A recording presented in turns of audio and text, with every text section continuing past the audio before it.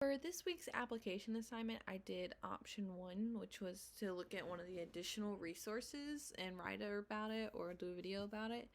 And I did the 10 things to say to keep the peace. And this one talks about different things to say to someone to avoid conflict.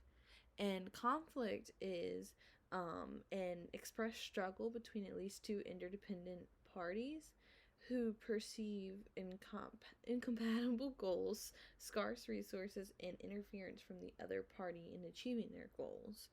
So, it's good to avoid conflict with your people you're in relationships with, like your boyfriend, your family members, your coworker.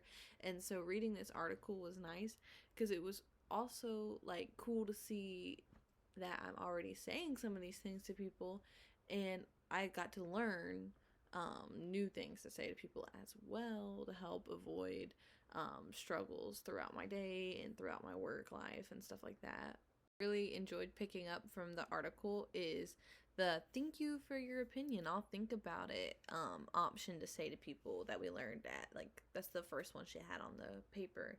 And it's basically like when you receive unsolicited advice to basically just put it aside and be polite about it instead of coming back with like some sort of passive aggression, which passive aggression occurs when a communicator expresses dissatisfaction in a disguised manner. And I can say that I definitely am passive aggressive a lot of the time. If my brother says something rude to me, something about like me being fat or me being like emotional or some stuff like that little brothers like to say, I'll usually come back and say something about how he's not the best student or stuff like that, like typical sibling banter. But I've learned over time to try and be the bigger person, and this way really would work with conflict like that. And so that's one big thing I would like to put into my like everyday life. Really like on this list is number 9, which is the "I'm sorry you're upset." That's one that I really like because I feel like, especially when it comes to my boyfriend and my mom too, I'll give them advice and be like, you should do this, like I really think this is best for you.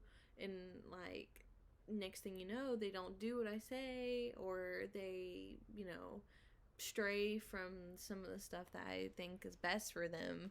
And in my way, I want to come back and be like, "Ha, I told you so. Like, why didn't you listen to me?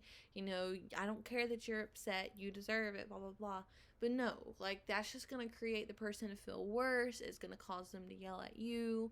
And it's just easier to be like, "I'm sorry you're upset. Like, I hope you feel better soon, blah, blah, blah." And that's probably one of the other big things I like from this article. But overall, this article was really fun to read, and it gave me a lot of good ideas to start just overall being like nicer and calmer. That way there's not less conflict in my life.